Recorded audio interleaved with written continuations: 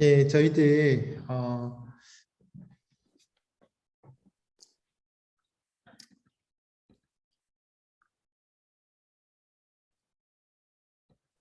예, 저희들 사도행전 1장 8절 한번 읽어보도록 하겠습니다. 사도행전 1장 8절입니다.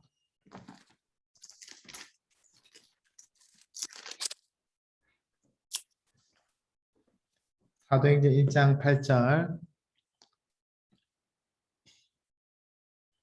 예, 오늘 성경을 많이 찾아볼 거기 때문에 꼭 성경책을 준비해 주시면 감사하겠습니다. 1장 8절에 사도행전이 어떻게 이제 흘러가게 될 건지에 대해서 미리 이제 기록을 하고 있는 말씀입니다. 오직 성령이 너희에게 임하시면, 그래서 2장 1장과 2장 성령을 기다려라 말씀하시고 성령이 실제로 임하셨죠. 너희에게 임하시면, 그럼 이 말씀이 성취가 돼야 되잖아요. 너희가 권능을 받고 그 다음에 예루살렘과 온 유대와 사마리아와 땅끝까지 이르러 내 주민이 될 것이다. 그렇게 말씀하셨습니다. 이 말씀이 실제로 이제 성취가 되는 이야기가 바로 사도행전이라 할 수 있습니다. 그래서 지난주 했던 걸 한번 보시면은 오직 성령이 임하셨죠. 성령이 임하셔서 예루살렘에 복음이 전파되게 됩니다. 그리고 이 복음이 유대와 사마리아로 이제 확장되게 되는 거죠. 그리고 이제 어디로 가야 됩니까? 이 복음이 땅 끝까지 가야 된다. 그럼 땅 끝이 어딘가? 바로 이방인들이죠. 이방인들. 땅 끝까지 복음이 전파되는 되려면은 이방인들에게 이제 복음이 전파되어야 합니다. 그래서 이방인들에게 어떻게 복음이 시작되게 되었는가? 고넬료에게 처음으로 복음이 전파되었고 이방인 중에 고넬료에게 그리고 이제 이방인들의 교회, 이방인들이 중심으로 이루어진 안디옥 교회가 세워지게 됩니다. 이방인들에게 복음이 이제 아시아와 유럽과 로마로까지 그렇게 정말 땅끝까지 그렇게 퍼져나가는 이야기가 바로 사도행전이다라고 할 수 있습니다. 전체적인 이런 틀을 가지고 사도행전을 이해하시면은 뭐 그렇게 어렵지 않게 사도행전을 이해하실 수가 있습니다. 자, 이걸 계속 강조하는 이유는요. 이제 1차, 2차, 3차 선교 여행을 저희가 살펴보게 될 텐데요. 이 틀이 없으면은 정말 많이 헷갈립니다. 여기 갔다, 저기 갔다, 이거 어디로 갔는지 이렇게 정말 많이 헷갈리거든요. 근데 전체적인 틀은 뭐냐면은 한 번 더 이제 예루살렘에서 복음이 시작되었고 이 복음이 유대와 사마리아로 확장이 되었다. 그리고 드디어 이제 이방인들 땅끝까지 복음이 전파되게 되는데 바로 아시아, 갈라디아라고 할 수 있는 이 아시아 지역, 유럽, 로마로 이렇게 점진적으로 복음이 확장되어 나간다라는 것을 머릿속에 기억해 두시면 되겠습니다. 자, 그 중에 우리가 좀 지난주에 했던 것 중에 기억해야 될 게 왜 이방인들에게 복음이 전파되는 것에 대해서 사도행전이 굉장히 강조해서 이제 기록을 하고 있죠. 예를 들어서 고넬료의 회심 같은 경우에도 두 번이나 반복해서 의도적으로 기록을 하고 있습니다. 사도행전에서. 그렇게 반복해서 기록하는 이유가 뭐냐면은 우리는 다 이방인들이죠. 이방인들이기 때문에 이방인들에게 복음이 전파되는 게 뭐 당연하다라고 생각하지만 처음 복음이 전파되었을 때는 그렇지 않았습니다. 이방인들이 어떻게 하나님의 백성이 될 수 있는지에 대해서 굉장히 많은 이제 논란이 있었고 또 신학적인 논쟁도 있었습니다. 예를 들어서 이방인들이 예수님을 믿는 거 좋다. 그럼 할례를 받아야 되느냐? 당연히 받아야 된다. 할례는 2000년 넘게 하나님의 백성들이 받았던 것이니까 당연히 할례를 받아야 된다. 이런 주장이 굉장히 강했단 말이에요. 그렇죠? 이런 이제 상황에서 어떻게 그러면 이방인들에게 어디까지 말씀을 지키라고 할 것인지에 대해서도 후반부에 우리가 오늘 살펴보겠지만 예루살렘 공의회 사도들 사이에서 굉장히 사람들 사이에서 논란이 됐던 부분입니다. 그래서 이 부분에 대한 우리가 어느 정도 생각이 있어야 되겠죠. 그래서 유대교와 이방인에 대한 경계가 우리가 생각했던 것보다 훨씬 더 그 벽이 심하였다. 그래서 에베소서 같은 말씀에 보면은 주는 평화 막힌 담을 허셨다라고 하는 게 하나님과 우리 사이에 막힌 담도 있지만은 그 말씀은 근본적으로 이방인과 유대인 사이에 막힌 담을 허셨다. 그 정도로 이 경계가 굉장히 두텁다라는 사실을 여러분들 조금 이해를 하시고 오늘 말씀을 이어서 보도록 하겠습니다. 28쪽인데요. 28쪽 한번 보시면요. 지난주에 이제 했던 건데 이방인들에게 드디어 복음이 전파되게 됩니다. 이방인들에게 복음이 전파되게 되는데요. 그 처음이 뭐냐면은 바로 고넬료, 이방인이었던 고넬료가 회심하는 사건이죠. 근데 누구를 통해서 회심하냐면은 바로 베드로, 음부의 건세를 이기지 못한다. 근데 너의 고백 위에 베드로에게 천국의 열쇠를 하나님께서 맡기셨다. 예수님께서 맡기셨다라고 볼 때에 이 베드로에게 이방인의 복음이 처음 전파되게 하는 통로로 베드로를 사용하신 것을 볼 수가 있습니다. 그래서 이제 고넬료가 드디어 회심을 하죠. 그 다음에 이제 예루살렘 교회에 이제 보고를 합니다. 근데 난리가 났죠. 베드로에게도 여러분 기둥과 같은 사도죠. 예루살렘 교회 기둥과 같은 사도였지만 예루살렘 교회가 발칵 뒤집힙니다. 어떻게 이방인 집에 들어가서 그렇게 밥을 먹고 잠을 잘 수가 있느냐. 심지어 그들에게 세례를 베풀었다. 이건 정말 사도로서도 해서는 안 되는 일이 벌어진 거죠. 근데 베드로가 뭐라고 말씀합니까? 내가 한 게 아니라 나도 갈 생각도 없었다. 나도 3번이나 환상 중에 거절했다. 하지만 성령께서 나를 강권적으로 그렇게 가라 하시니 내가 갔고 그들에게 복음을 전했을 때에 하늘에서 우리가 받은 성령과 똑같은 성령을 하나님께서 베풀어 주셨기 때문에 내가 하나님께서 허락하신 것을 어떻게 금할 수 있느냐라고 그렇게 이야기했을 때 예루살렘 교회가 그제서야 그 이방인들에게도 하나님께서 복음을 듣게 하시고 예수님을 믿게 하시고 하나님의 자녀로 삼아 주셨다라는 것을 그렇게 이제 인정하게 되죠. 하지만 여전히 어떤 문제는 남아 있습니까? 그럼 이방인들에게 어느 정도 수준까지의 그 하나님의 율법을 지키라고 할 것인지에 대해서는 이제 논쟁거리로 남아 있는 거예요. 이방인들도 하나님의 자녀인 거 인정한다. 하지만 그들도 할례 받아야 된다. 안식을 지켜야 된다. 이런 이제 이야기들이 남아 있는 겁니다. 논쟁이 남아 있는 겁니다. 그렇죠? 자, 여기서 한 가지 우리가 좀 기억해야 하기 원하는 것은 성령이 인을 쳤다. 이런 표현을 쓰잖아요. 성령의 인침을 받았다. 여러분 인이 뭔지 아십니까? 도장이죠, 도장. 옛날에는 여러분 낙인이라고 하죠. 낙인 찍다 할 때 그 노예 같은 경우에 이 사람이 노예다라는 표시를 그 불을 달궈 가지고 그렇게 이제 그 사람 몸에다 이제 찍잖아요. 그것처럼 성령이 임했다라는 것은 성령이 인을 쳤다는 거죠. 그래서 이 사람은 나의 백성이다, 나의 자녀다라는 성령께서 인을 쳤다. 그래서 성령의 인침을 받았다라는 표현이 성령께서 이 백성은 내 거다라고 말씀하셨기 때문에 이제 그런 의미를 이제 가지고 있다라고 이해하시면 됩니다. 그래서 성령의 인침, 성령께서 마치 도장 찍듯이 이 백성은 내 것이다라고 이제 도장을 찍는 의미가 있죠. 자, 한번 이제 넘겨서 자, 29쪽 한번 함께 보도록 하겠습니다. 29쪽 드디어 자, 이방인에게 복음이 처음 전파되고 난 다음에 그 다음에 안디옥 교회가 이제 세워지게 됩니다.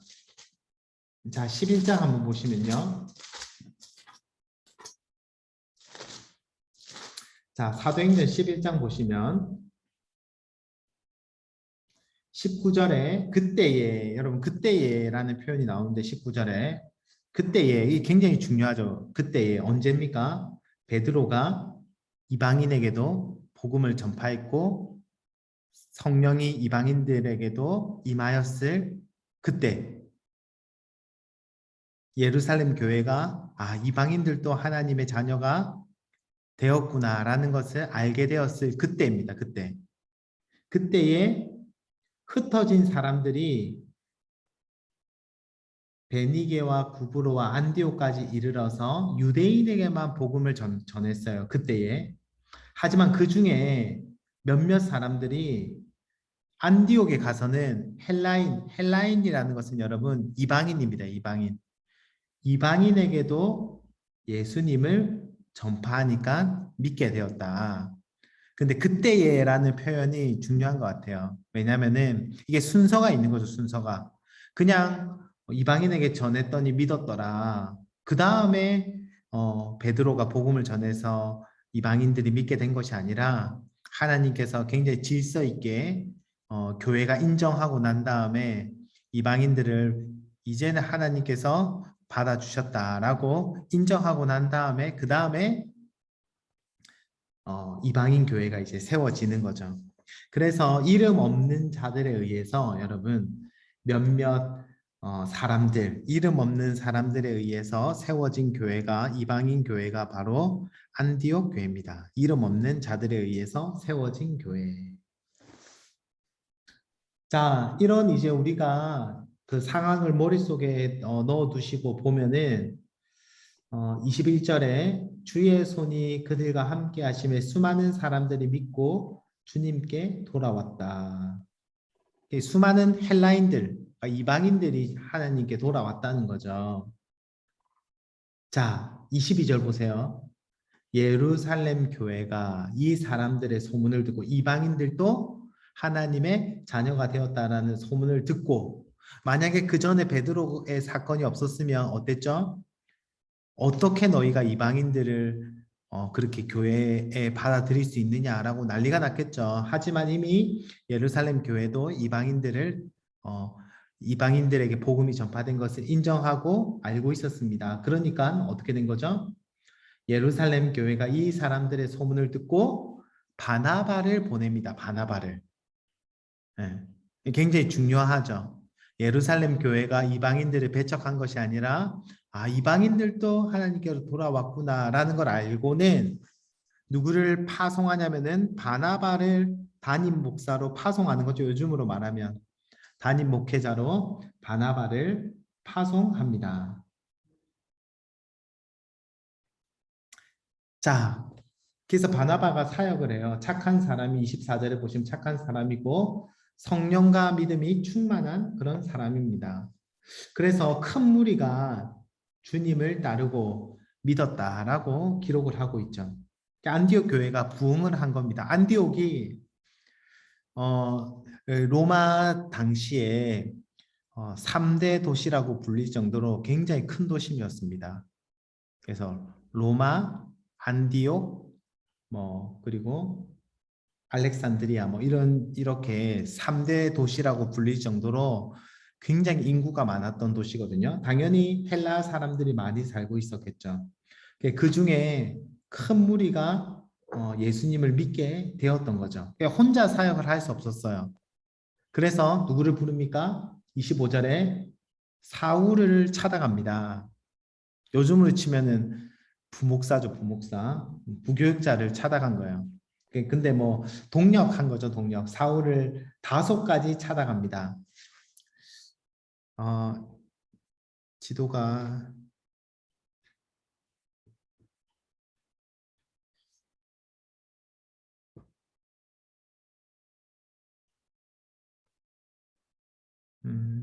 잠시만요. 제일 뒤에 한번 보시면요.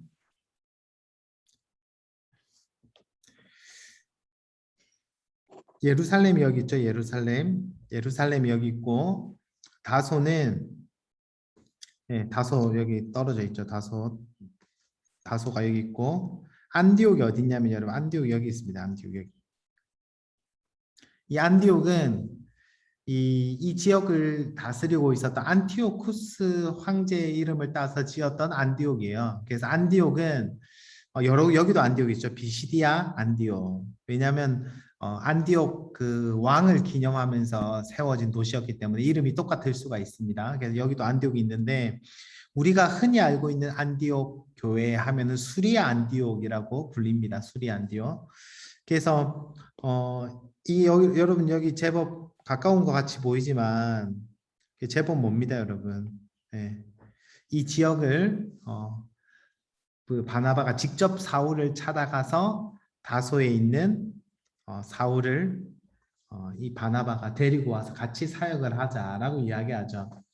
그래서 26절에 보시면은 둘이 교회에 1년간 모여 있어 큰 무리를 가르쳤습니다. 두 사도 교사들이 열심히 교회를 가르쳤죠. 그 결과가 무엇입니까? 그 사역의 결과가 바로 그리스도인이라 불림을 받게 되었다라는 거죠. 안디옥에서 비로소 그리스도인이라 일컬음을 받게 되었다. 아름다운 교회가 된 거죠. 예수님을 믿는 그리스도를 따르는 자들이다라는 별명을 받게 된 겁니다. 어떻게요?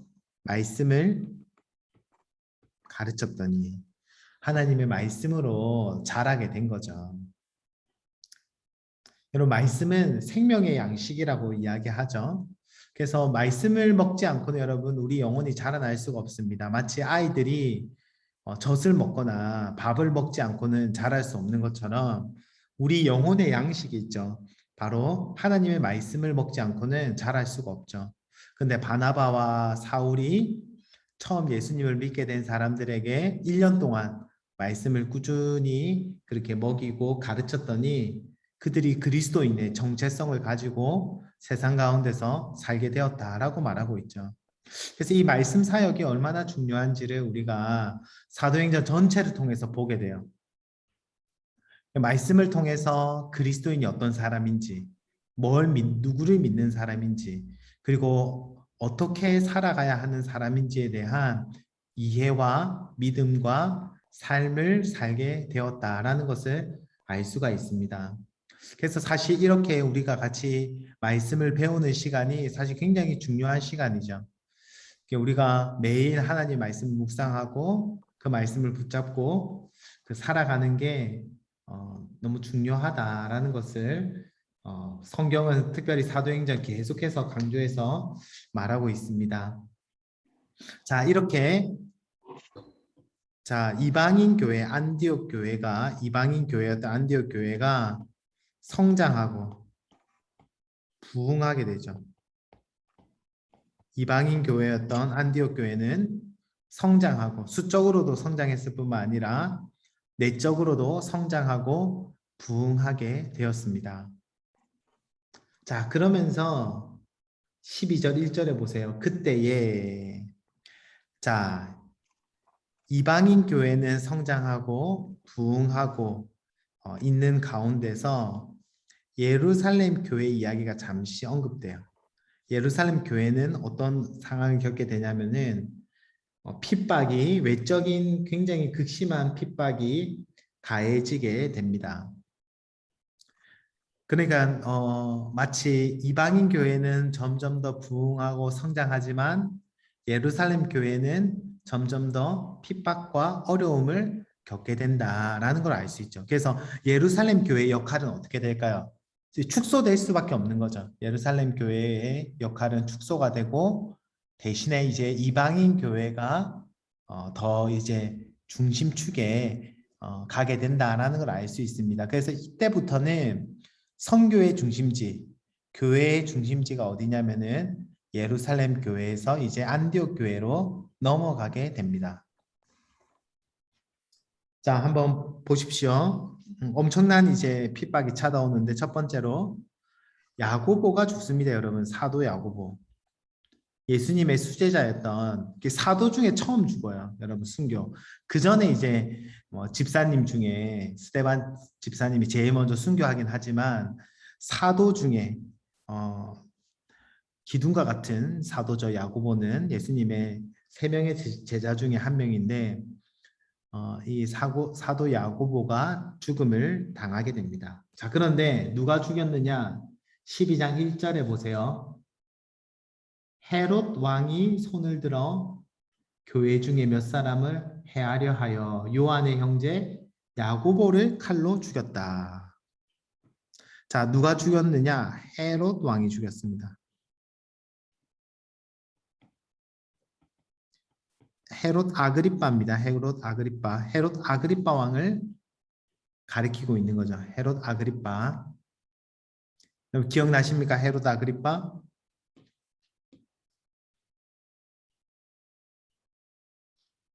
자, 헤롯 가문에 보시면 헤롯 대왕, 예수님 당시에 헤롯 대왕이 예수님을 죽이려고 했지만 태어났을 때 실패하게 되죠. 그 다음에 헤롯 안티파스, 헤롯 아켈라오, 그리고 이렇게 분봉왕 이런 식으로 나라가 쪼개지게 되죠. 쪼개지게 되다가 다시 그 손주 때에 들어서서 헤롯 아그리파 있을 때에 다시 그 영토를 회복하게 되는데 바로 이 헤롯 아그리파 1세를 이야기합니다. 황제가 친구였거든요. 황제랑 같은 학교를 다녔어요. 그러니까 굉장히 이제 정치적 입지가 든든한 사람이었죠. 그래서 헤롯 아그리파가 돌아왔을 때에 로마에서부터 돌아왔을 때에 가나안 지역을 전부 다 다스릴 수 있도록 만들어 줍니다. 그래서 이 헤롯 아그리빠가 통치할 때에 이 헤롯 아그리빠가 바로 이 야고보 사도를 죽이게 되는 거죠. 자, 이 말은 지금까지 여러분 생각해 보세요. 예루살렘 교회가 핍박을 당하였잖아요. 그런데 누구한테 핍박을 당했습니까? 지금까지는 정치 지도자들에게 핍박을 당했어요. 대제사장과 서기관들 이런 이제 종교 지도자들에게 핍박을 당했습니다. 사울도 생각해 보세요. 사울도 종교 지도자도 종교 지도자. 자, 그런데 헤롯 아그리빠가 핍박을 했다라는 사실은 더 이상 종교 지도자들이 핍박한 것이 아니라 정치, 군사력을 가지고 있습니다. 이 헤롯 왕은 그렇죠? 정치력과 군사력을 가지고 있던 이 헤롯 아그리빠가 이제 핍박을 했다라는 것은 정치적으로, 군사적으로 굉장히 체계적으로 그렇게 예루살렘 교회가 핍박을 당하게 되었다라는 것을 말해주고 있는 거죠. 자, 베드로도 같이 오게 갇히게 됩니다. 하지만 베드로는 피신을 하게 되죠. 자, 그런데 성경은 어떻게 기록을 하고 있냐면은 자,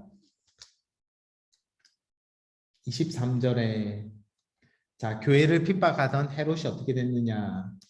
12장 23절에 헤롯이 영광을 하나님께 돌리지 아니하므로 주의 사자가 고치니 벌레에게 먹혀 죽으니라. 그리고 결론이 뭐냐면 24절에 하나님의 말씀은 흥왕하여 더하여졌다라고 기록을 하고 있습니다. 교회는 핍박을 당하였지만 교회는 흥왕하고 특별히 이방인들에게도 복음이 전파되게 되었다라는 것을 잘 보여주고 있습니다.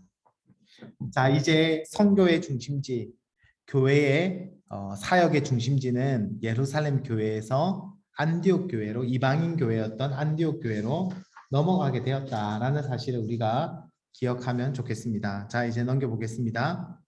자, 이제 땅끝 이방인들에게도 복음이 전파되게 되었다. 이 복음이 어디로 전파되게 되었느냐? 첫 번째로 아시아로 전파되게 됩니다. 아시아로. 자, 여기서 말하는 아시아는 지금의 터키 지역을 이야기합니다. 터키 지역. 이 터키 지역으로 이제 복음이 전파되게 됩니다. 자, 13장 한번 13장 보시면은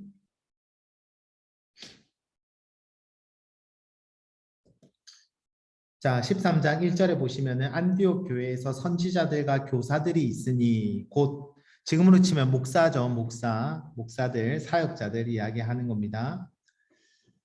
자, 바나바와 제일 먼저 나오죠. 바나바. 왜냐하면 바나바가 뭐 담임 목사라고 생각하시면 돼요. 가장 중요하니까 바나바가 제일 먼저 나오죠. 그 다음에 니게르라 하는 시몬. 니게르는 여러분 니그로 그 흑인들 이야기합니다.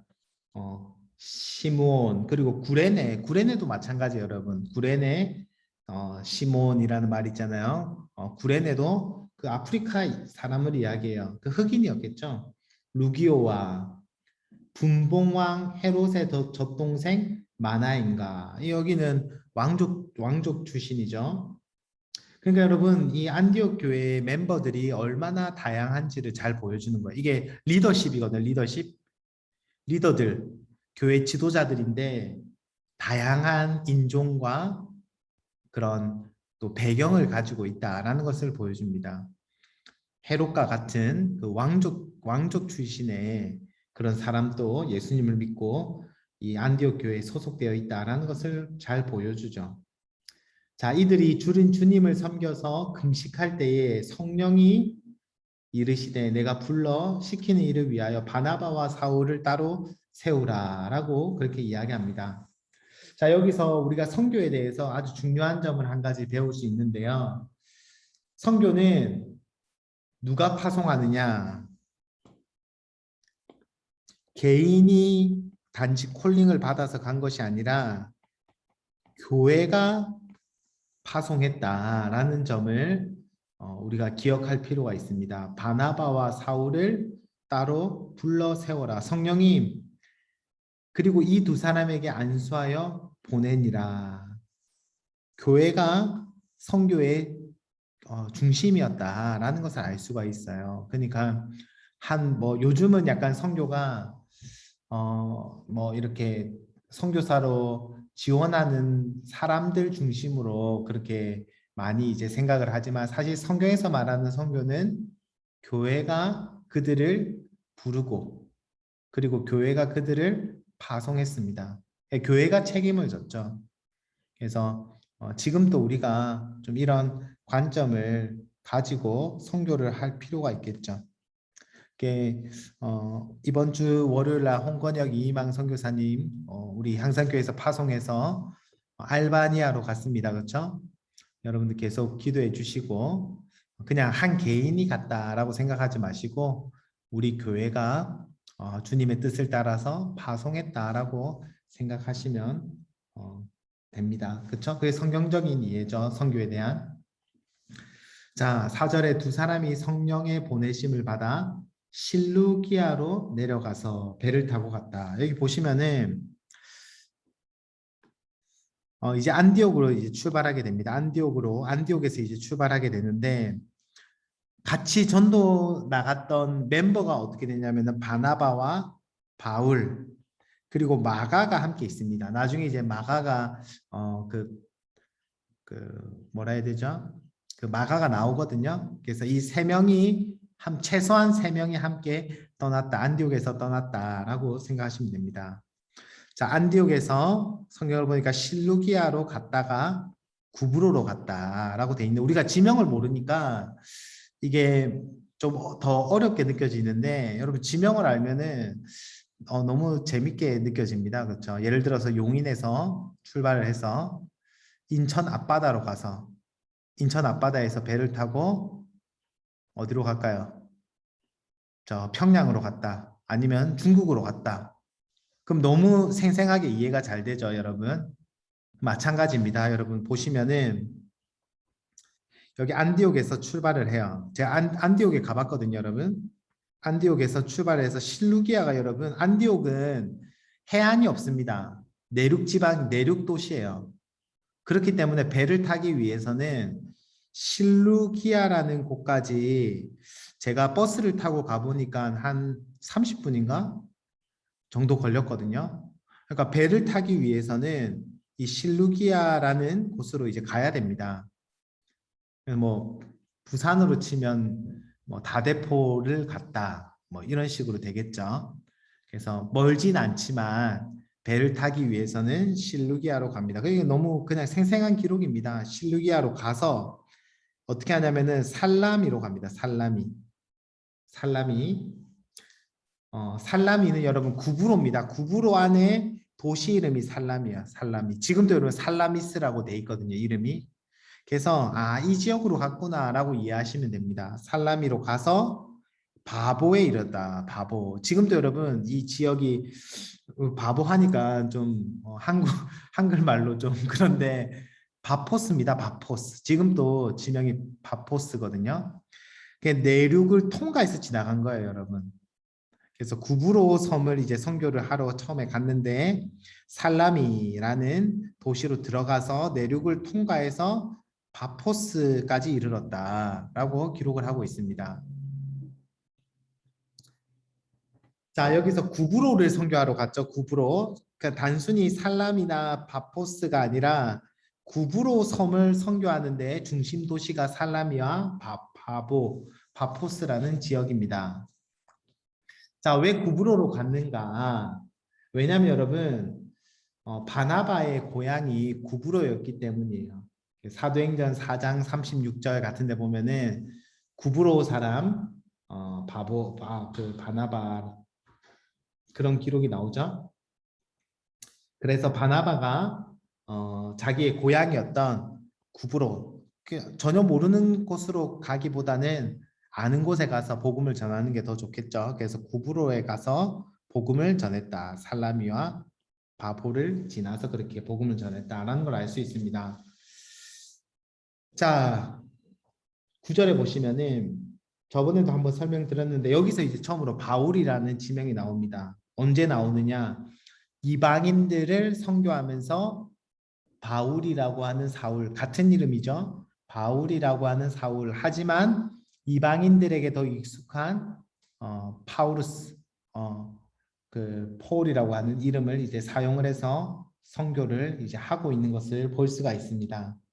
자, 재미난 건 뭐냐면은 여기서부터 이름이 바뀌고 있다는 거예요. 13절에 바울과 및 동행하는 사람. 이렇게 이름이 이제 그전에는 여러분 바나바가 먼저 나왔거든요. 근데 이제는 바울의 이름이 먼저 나옵니다. 여기서부터. 자, 이 말은 이제 선교에 주도적으로 누가 더 이제 주도적으로 선교를 주도하게 되느냐? 바울이 이제 주도하게 된다라는 것을 의도적으로 이제 보여주고 있는 거죠. 그전에는 여러분 항상 바나바가 먼저 나왔습니다. 두 사람의 이름이 같이 나오면은 바나바가 이름이 먼저 나왔지만 이제 여기서부터는 이제 주로 이제 바울의 이름이 먼저 나온다라는 것을 알 수가 있죠. 자, 그래서 이제 이 구브로 섬을 지나서 이제 어디로 가냐면 배를 타고 이 버가라는 곳으로 이제 가게 됩니다. 자, 13절에 보면요. 바울과 및 동행하는 사람들이 바보에서 어떻게 합니까? 배를 타고 밤빌리아에 있는 버가에 이르렀죠. 버가에 이르렀습니다. 자, 여기서 무슨 일이 일어나냐면 요한이 누구냐면 여러분 사도 요한이 아니죠. 여기서 요한은 마가입니다. 마가. 네. 마가라 하는 요한. 이름이 두 개 있었죠. 네, 마가라 하는 요한이 어떻게 합니까? 여기서 떠납니다. 예루살렘으로 돌아가요. 여러분 마가 다락방 아시죠? 마가 다락방 예수님의 죽으심 이후에 거기에 수많은 사람들이 모여서 기도했던 굉장히 큰 집을 가지고 있었죠. 여러분 마가는 부자였겠죠. 여러분. 네. 이 마가가 함께 사역을 갔다가 여기 버가에서 이제 혼자 돌아갑니다. 예루살렘으로. 그래서 뭐 여러 가지 이야기들이 있어요. 마가가 왜 돌아갔느냐? 왜 돌아갔을까요? 지금까지 부잣집 도련님으로 잘 풍요롭게 생활하다가 선교 가니까 얼마나 먹을 것도 힘들고 배 타고 힘드니까 돌아갔다라는 견해도 있고요. 두 번째는 지금 이 마가가 바나바의 이 조카인가 그렇거든요. 그런데 지금까지는 바나바가 주도적으로 사역을 하고 따랐는데 바울이 이제 주도권 행사를 하는 거예요. 이방인 선교에 있어서는. 아무래도 여러분 바울이 이방인들에게 복음을 많이 전했고 했기 때문에 뭐 그렇게 더 주도적으로 했겠죠. 그걸 이제 불만으로 삼았다 마가가. 왜 우리 삼촌이 그 의견을 내는데 삼촌이 아니라 저 사람이 왜 저렇게 이제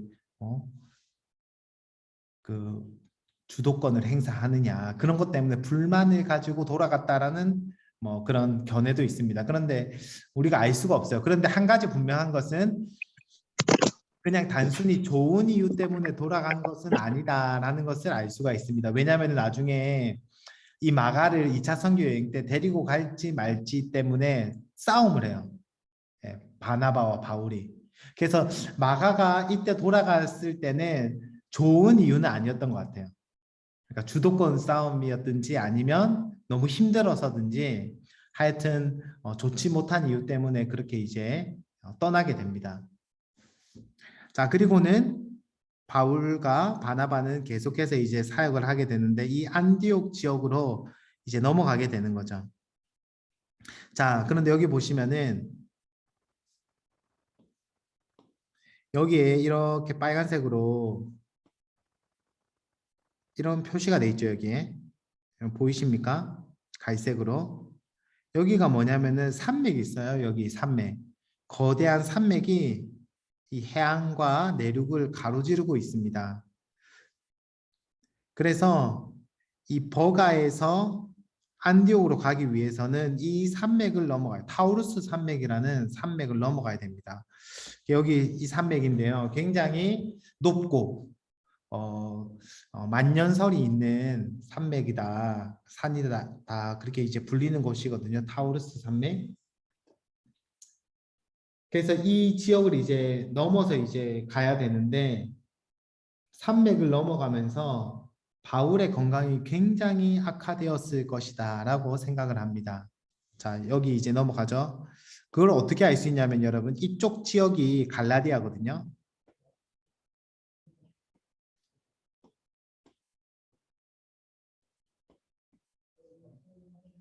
네, 이쪽 지역이 이제 갈라디아인데 갈라디아서를 보면은 이런 기록이 있습니다. 4장 13절 15절 여기 말씀을 찾아보시면은 내가 너희 중에 한번 읽어 드릴게요.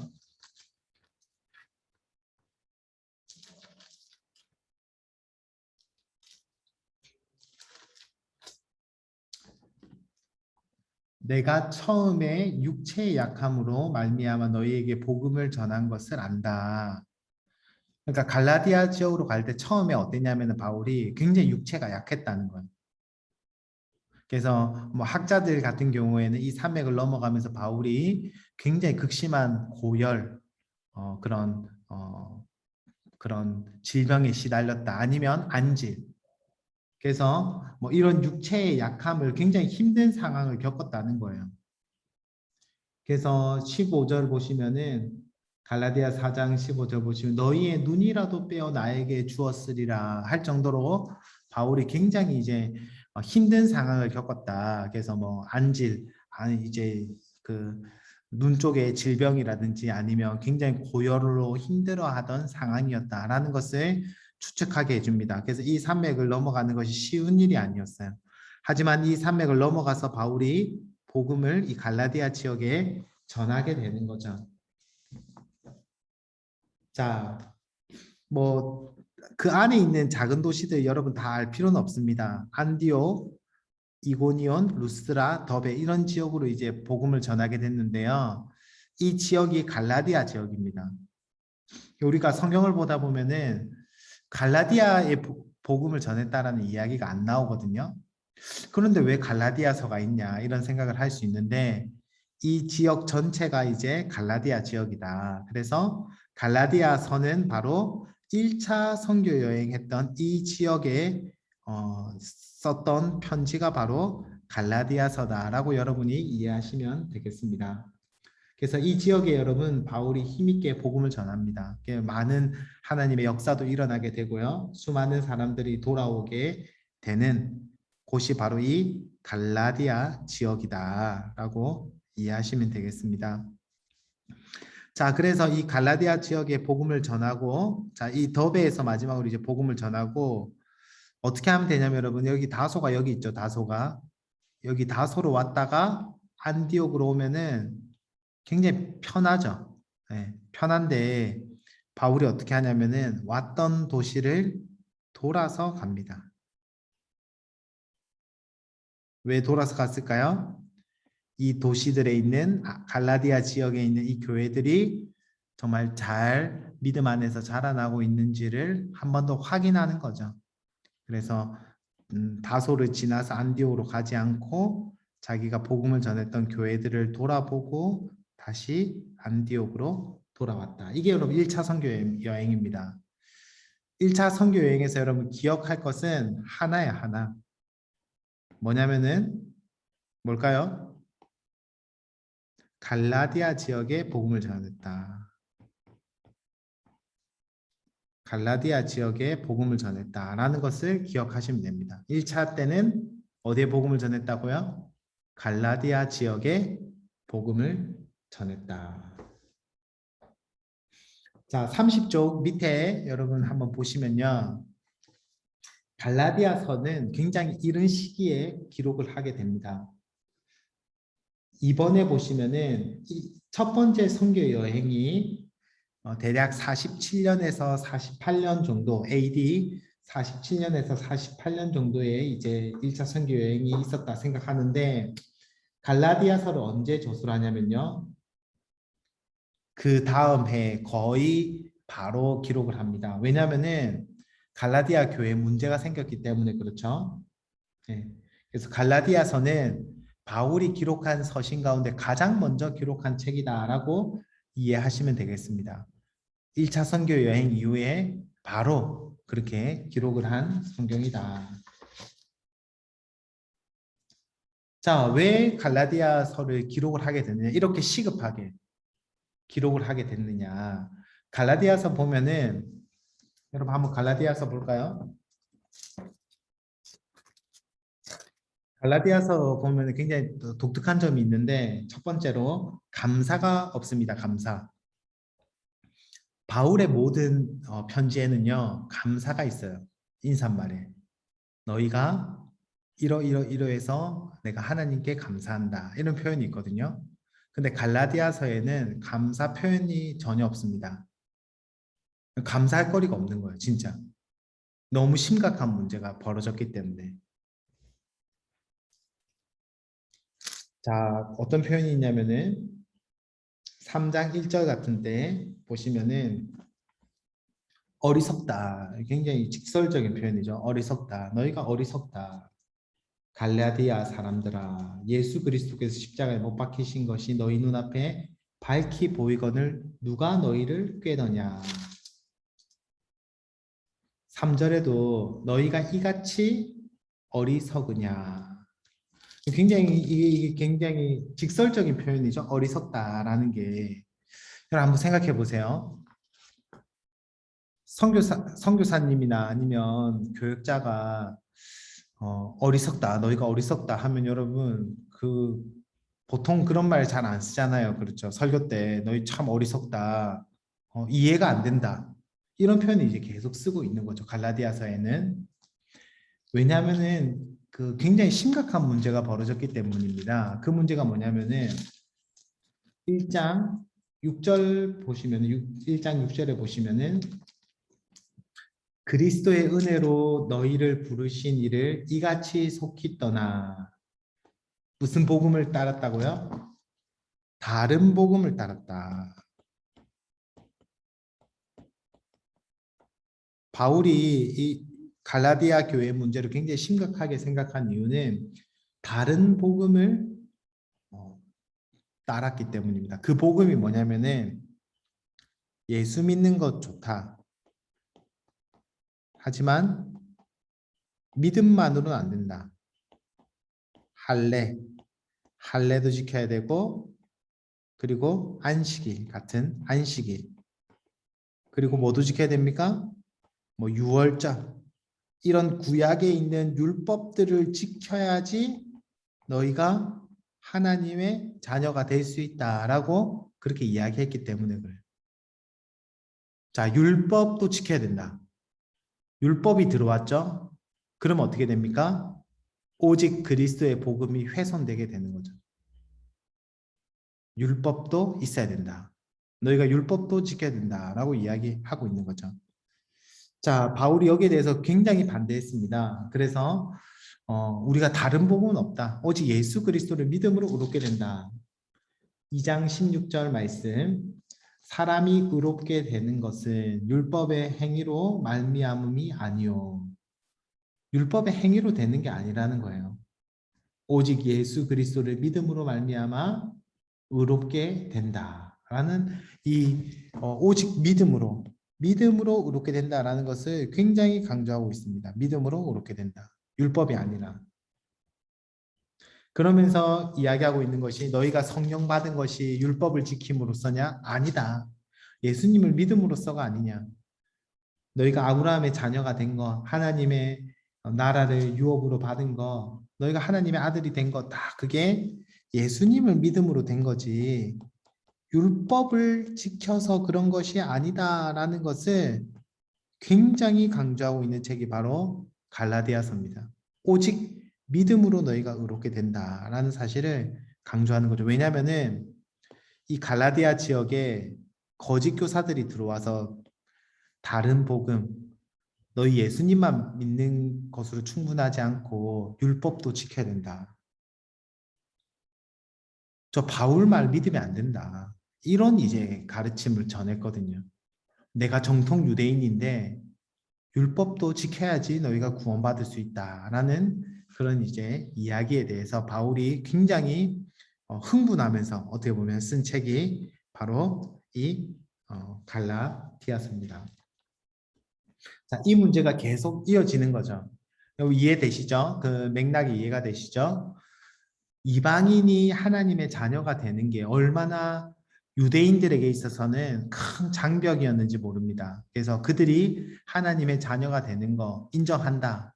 하지만 어떤 문제가 계속 남아 있었냐면은 그러면 율법은 지켜야 된다. 율법은 지켜야 된다. 할례는 받아야 된다. 안식일은 지켜야지. 이런 이제 이야기들이 계속해서 이제 일어나게 된 겁니다. 자, 이 문제에 대해서 이제 교회가 공적으로 이제 대처를 해야 되겠다 생각을 한 거죠. 자, 31쪽 보시면은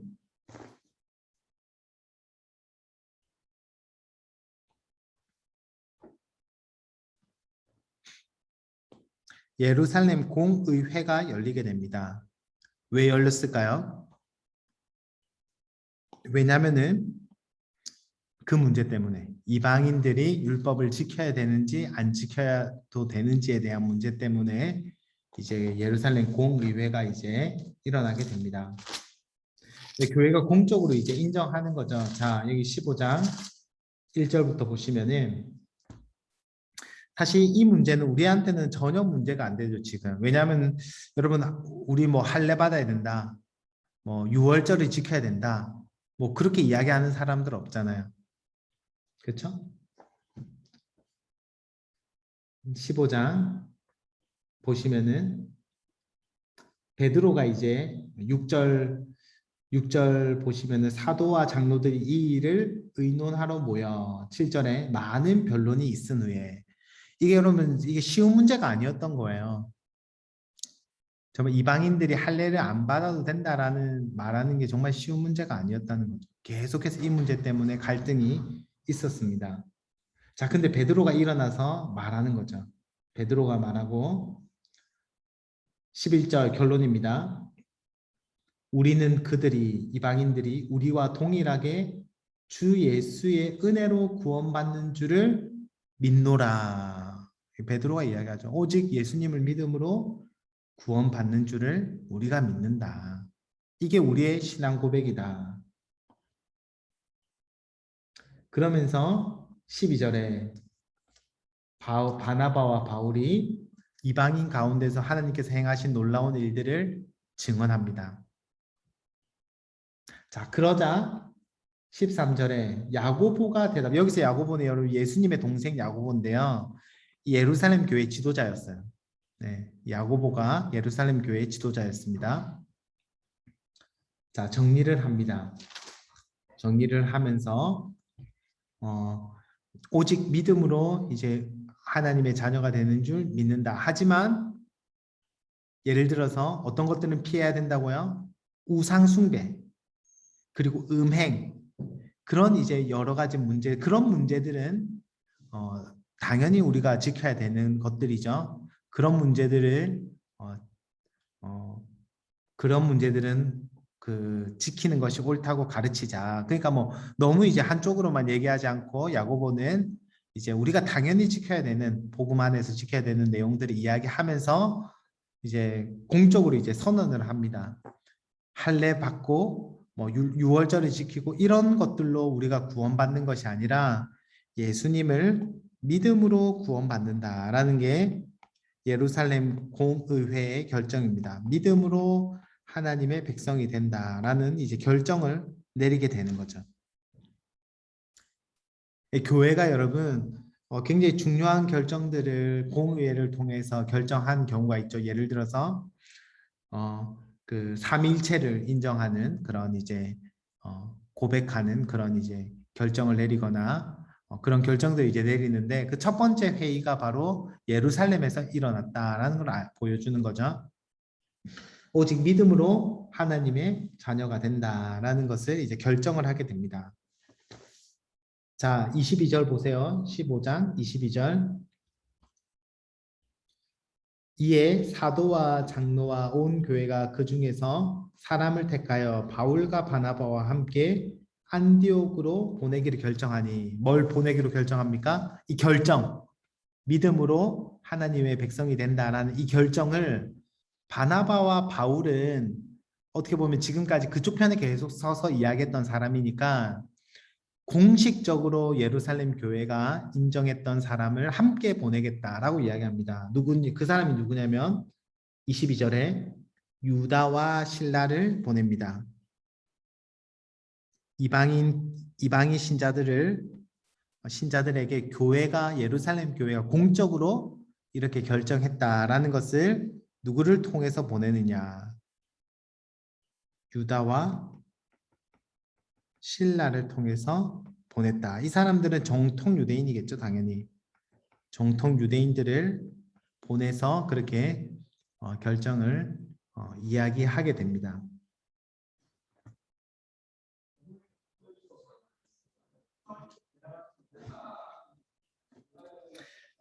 자, 32절에 유다와 실라도 선지자라 여러 말로 형제를 권면하고 33절에 평안히 가라는 전송을 형제들에게 받고 자기를 보내던 사람들에게로 돌아가되 34절에 그 밑에 보면 어떤 사본 나오죠. 신라는 그들과 함께 유하기를 작정하였다라고 이야기합니다.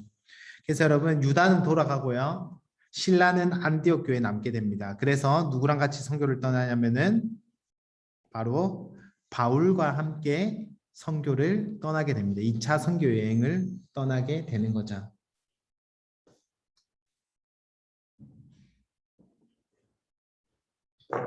자, 이해되시죠?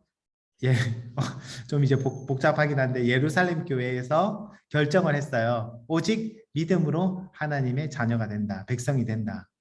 그 결정을 하고 정통 유대인 중에서 이제 그 결정을 이방인 교회에게 전달해 준 사람이 중에 한 명이 바로 신라였습니다. 그렇죠? 신라가 예루살렘 교회가 이런 결정을 한 게 맞다라고 이야기하고 그 신라는 남아서 어떻게 하냐면은 바울과 함께 2차 선교 여행을 떠나게 됩니다.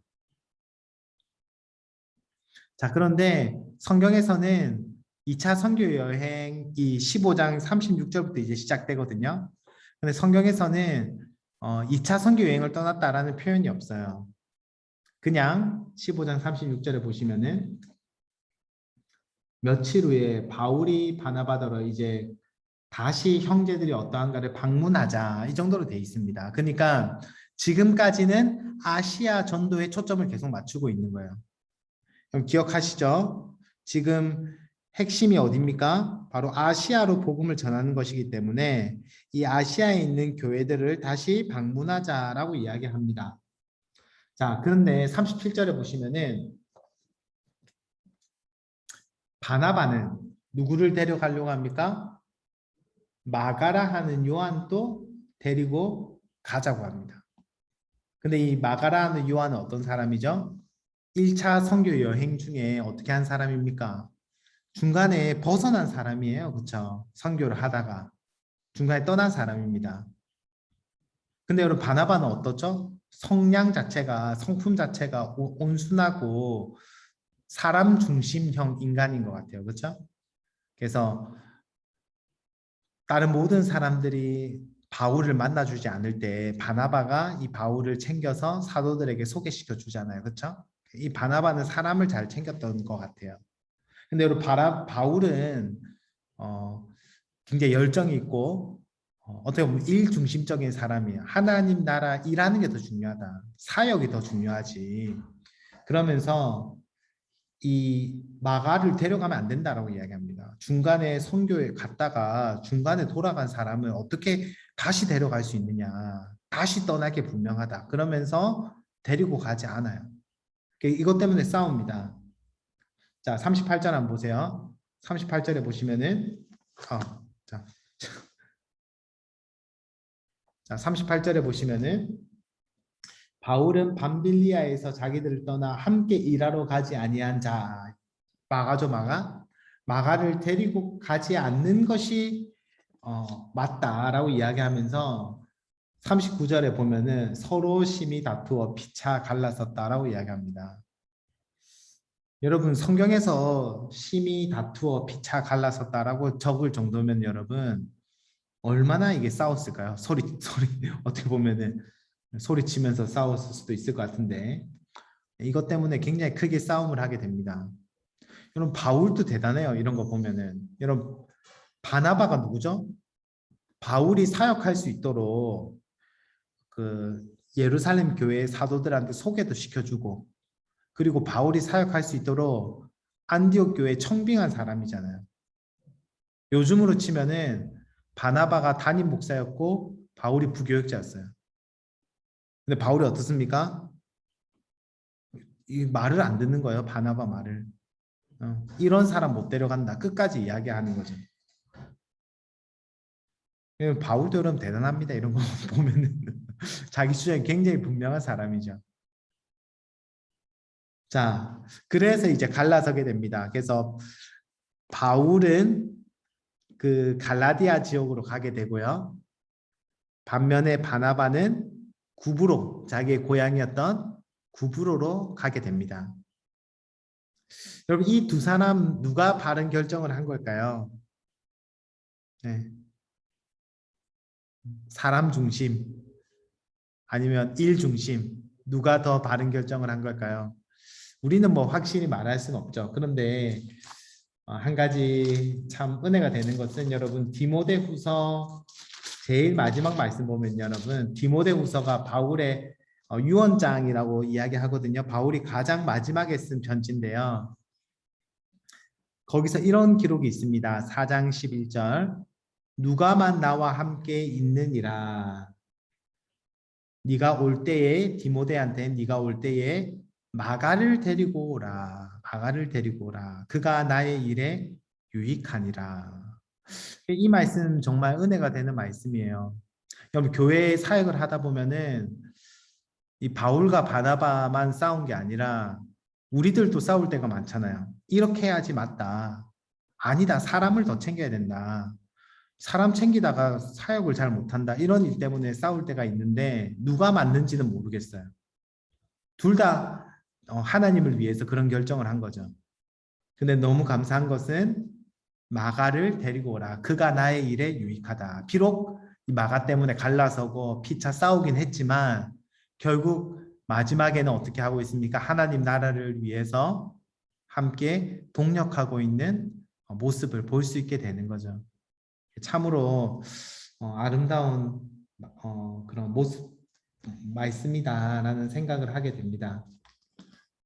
자, 그래서 바울과 실라는 갈라디아 지역으로 그렇게 선교를 떠나게 되고요.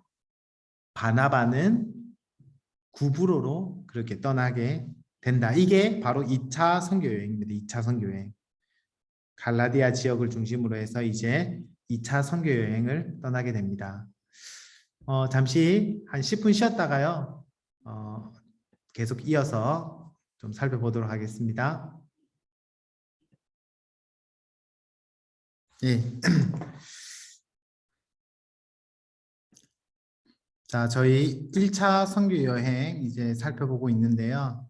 1차 선교 여행은 이제 아시아의 이제 선교였다면은 이제 2차는 아시아를 이제 자기가 선교했던 갈라디아 지역을 한 번 더 돌아보고 있습니다. 자, 사도행전 한번 성경을 보시면서 같이 가보도록 하겠습니다. 자, 15장 39절에 서로 심히 다투어 피차 갈라서게 되었죠. 네. 사역을 하다 보면은 이런 경우가 종종 있습니다. 그렇죠?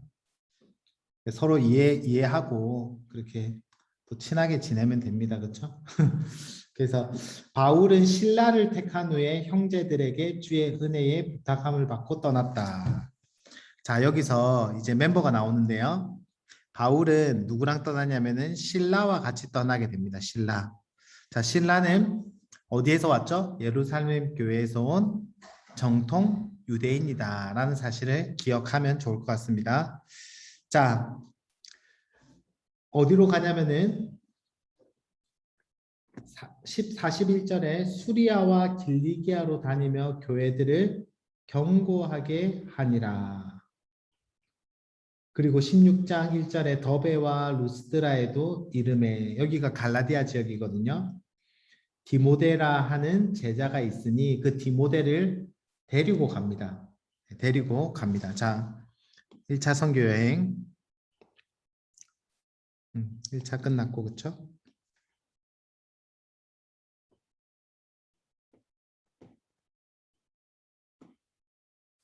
자, 2차 선교 여행 한번 보시면요.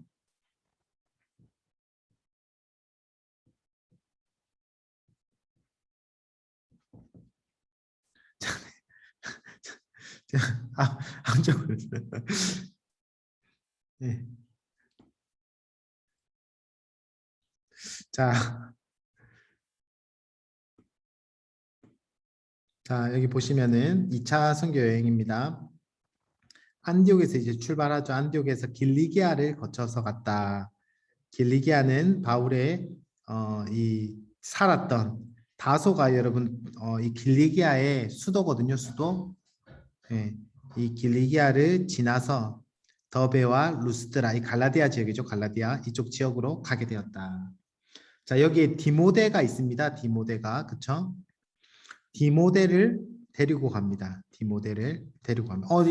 어린 이제 젊은 청년이었던 디모데를 데리고 갑니다. 자, 그러면 멤버가 어떻게 되냐면은 바울과 실라 그리고 디모데까지 이제 동참하게 되는 거죠. 자, 여기까지가 아시아 전도입니다. 아시아 전도. 자, 보세요. 16장 5절 말씀해 보시면은 이에 여러 교회가 믿음이 더 굳건해지고 수가 날마다 늘어가니라. 자, 이게 정리를 해주는 거예요. 그렇죠? 누가가 정리를 해줍니다. 여러 교회가 어디죠? 바로 이 아시아에 있는 교회들, 아시아에 있는 교회들의 여러 교회가 든든하게 믿음 안에서 세워졌다. 아시아 선교가 끝났다는 겁니다. 갈라디아 지역을 중심으로 한 아시아 선교가 끝이 났다. 자, 이제 아시아 선교가 끝났죠. 이제 어디로 가야 됩니까? 드디어 이제 유럽으로 넘어갑니다. 유럽으로 이제 가게 되는 거죠. 2차 선교 여행의 특징이 뭐냐면은 유럽으로 가게 됐다는 겁니다.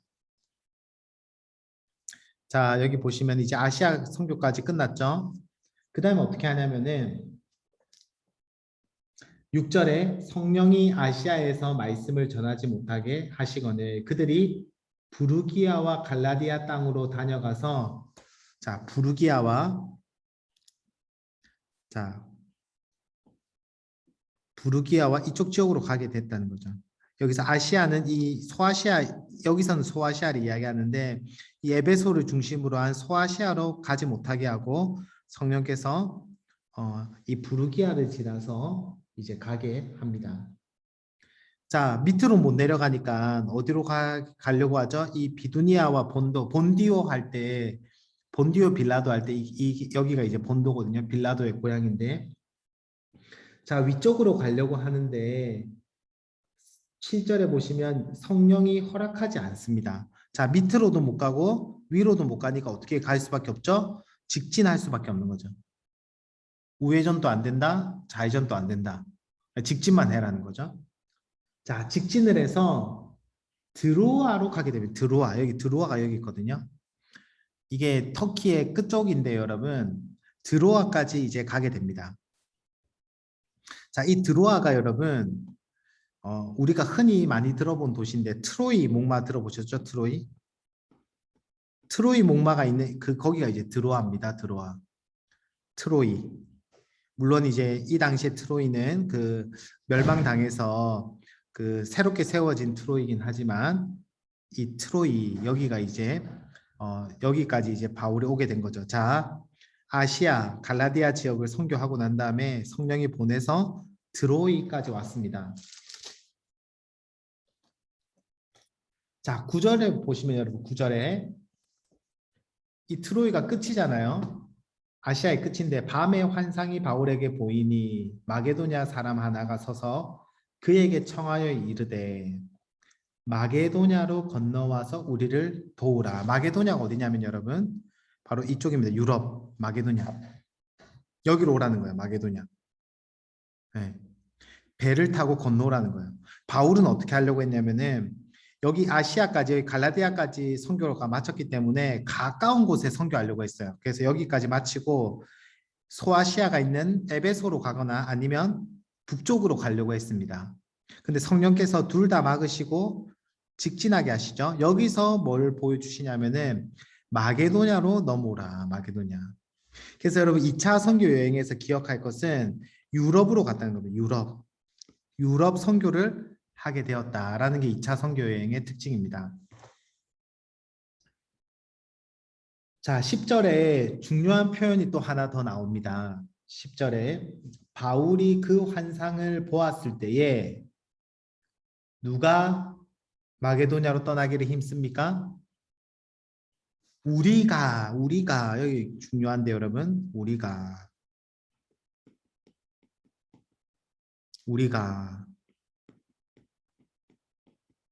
굉장히 중요한 표현입니다. 왜냐하면 지금까지는 여러분 우리가라는 표현이 안 나왔어요. 우리가라는 표현이 안 나왔습니다. 자, 우리가라는 표현이 나온다는 것은 여기서부터 누가 함께 했다는 거죠? 누가 사도행전을 적었습니까? 누가가 사도행전을 적었죠?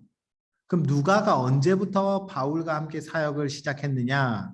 우리가라는 표현이 나오는 드로이에서 처음 이제 누가가 예수님을 믿게 됩니다. 의사였던 누가가 굉장히 중요한 사역자를 만나는 거죠. 누가를 바로 여기서 만납니다. 그리고 여기서부터 여러분 우리가라는 표현이 나와요. 그래서 계속 여기서부터 우리가라는 게 나옵니다. 왜냐하면 누가는 바울이랑 같이 다니죠. 그래서 바울이 순교할 때도 디모데 후서의 말씀에 보면은 누구만 같이 있다고요? 누가만 나와 함께 있다. 그래서 여러분 누가는 바울이랑 항상 같이 사역을 했습니다. 그 누가를 언제 만났느냐? 16장 10절 우리가 여기서 만나게 돼요. 이해가 되시죠?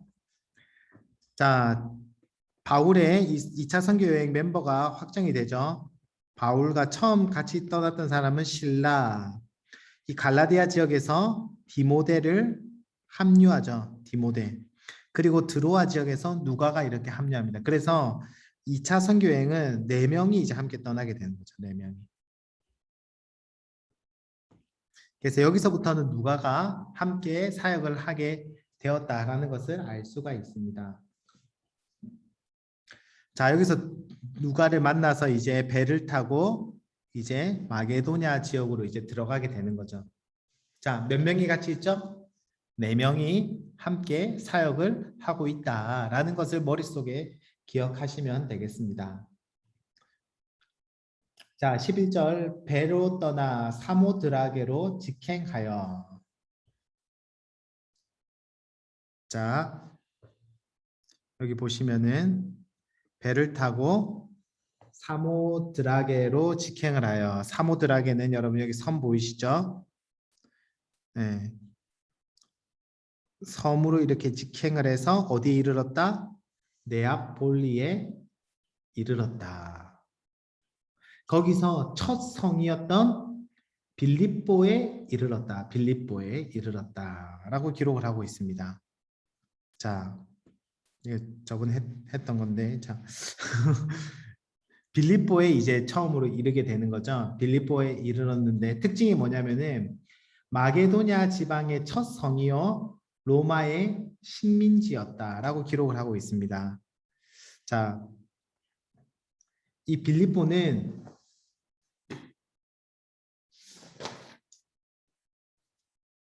로마의 식민지라고 되어 있는데요. 로마를 모델로 한 독립적인 행정 조직을 가지고 있었던 곳이었습니다. 그래서 로마의 퇴역 군인들 중에 여러분 이제 은퇴한 사람들이 있잖아요. 은퇴한 사람들이 로마에 살게 되면은 위협이 되겠죠, 황제에게.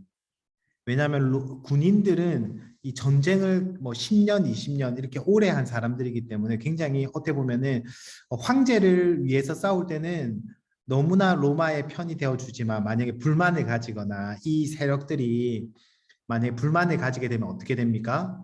이 황제에게 로마에 대한 직접적인 위협이 될 수 있습니다. 그래서 어떻게 하냐면은 저 멀리에다가 도시를 하나 만들어줘요.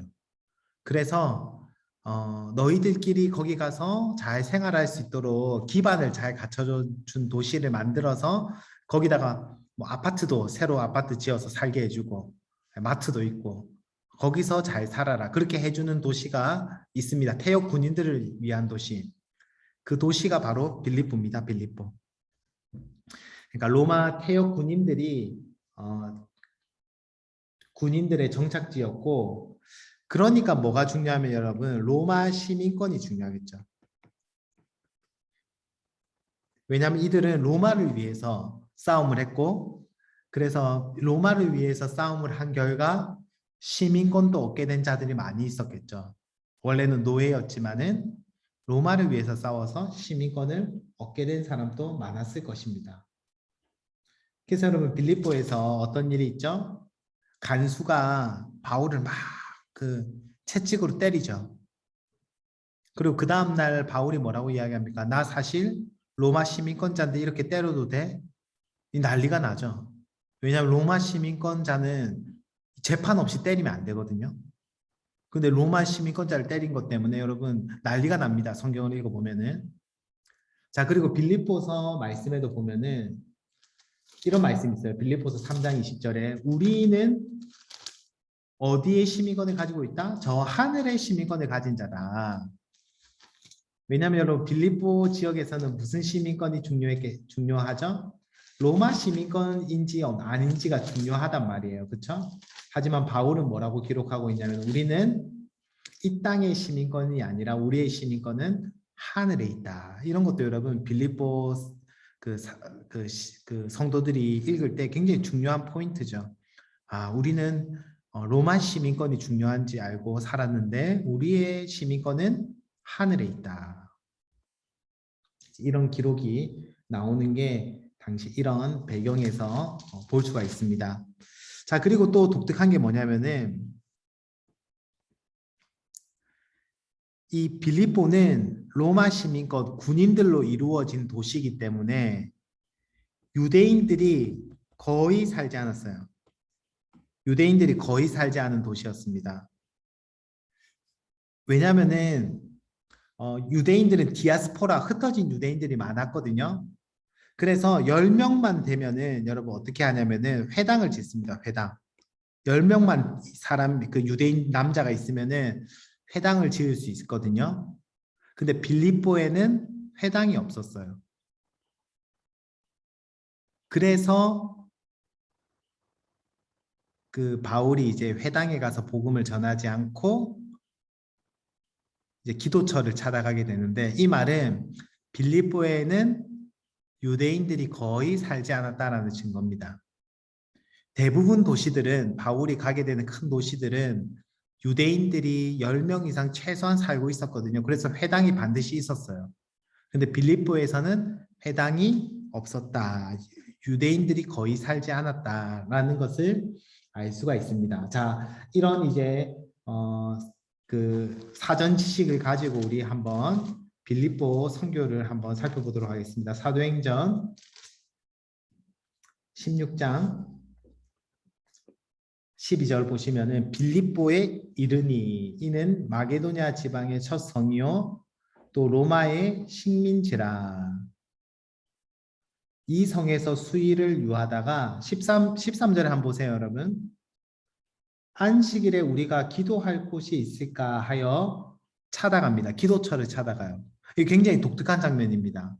왜냐면은 여러분 갈라디아 선교할 때도 보시면은 자, 앞에서 찾아보진 않았는데 한번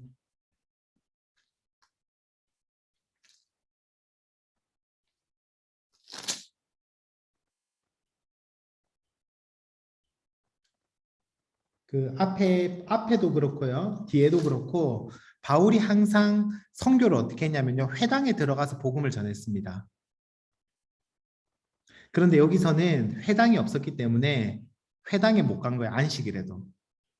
안식일에 당연히 예배를 드려야 되는데 안식일이 예배를 드릴 수 있는 회당이 없었기 때문에 바울이 기도처를 찾아갑니다. 그만큼 유대인들이 적었다는 거예요. 그렇죠? 자, 그런데 16절 한번 보세요. 우리가 기도하는 곳에 가다가 점치는 귀신 들린 여종 하나를 만나니 어떻게 합니까? 바울이 18절에 예수 그리스도의 이름으로 내가 내게 명하노니 그에게서 나오라 하니 귀신이 즉시 나오니라. 자, 19절에 여종의 주인들은 자기 수익에 소망이 끊어진 것을 귀신이 나갔으니까 점을 못 맞추는 거죠. 바울과 신라를 붙잡아서 장터로 끌고 갑니다. 그렇죠?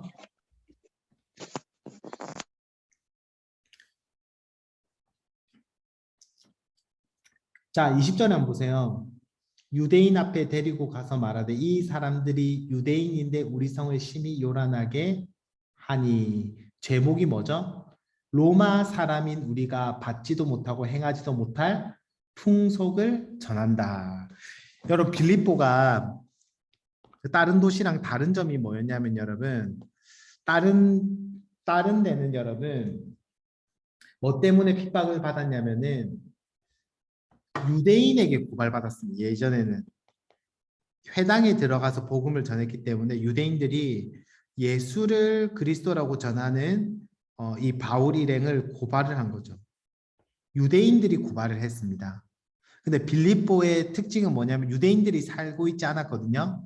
그래서 어떠냐면은 이방인 빌립보 도시에 살고 있는 이방인들이 바울과 일행을 고발하였다라는 걸 알 수 있어요. 이게 여러분 중요한 차이점입니다. 빌립보라는 도시는 유대인들이 살지 않았기 때문에 유대인들이 살고 있었다면 바울이 회당에 들어가서 복음을 전하고 그 복음에 대한 반발로 바울을 핍박했다면은 빌립보라는 도시는 유대인들이 살지 않았기 때문에 많이 이방인들이 바울을 고발을 했다. 왜요? 예수 그리스도를 전했다라는 게 아니에요. 우리가 받지도 못하고 행하지도 못하는 풍속을 전한다. 유대인들이. 여러분 빌립보 도시가 조금 다른 점을 우리가 알 수 있는 겁니다. 그렇죠? 자, 좀 전에 바울 일행이 누구누구 있었다 했죠? 바울과 실라, 디모데, 누가 이렇게 네 명이 있었잖아요. 그렇죠? 하나님한테 예배하러 누가 갔을까요? 네 명 다 갔겠죠. 안식일 날. 자, 그런데 누구만 잡힙니까? 19절 보시면은 바울과 실라를 붙잡았다.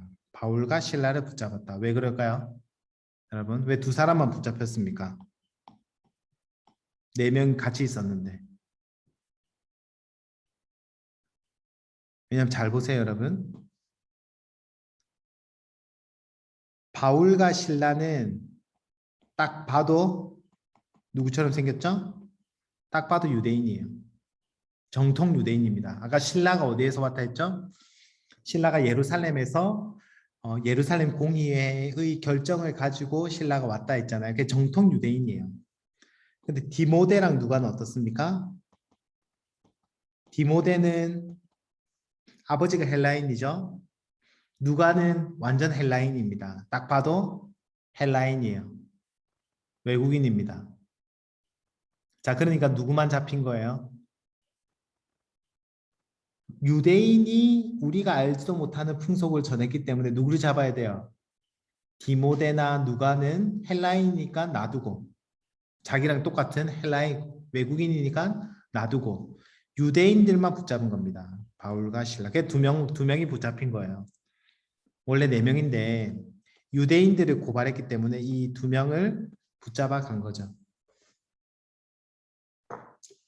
자, 그러고는 심히 채찍질을 가하고 감옥에 이제 가두게 되는 거죠.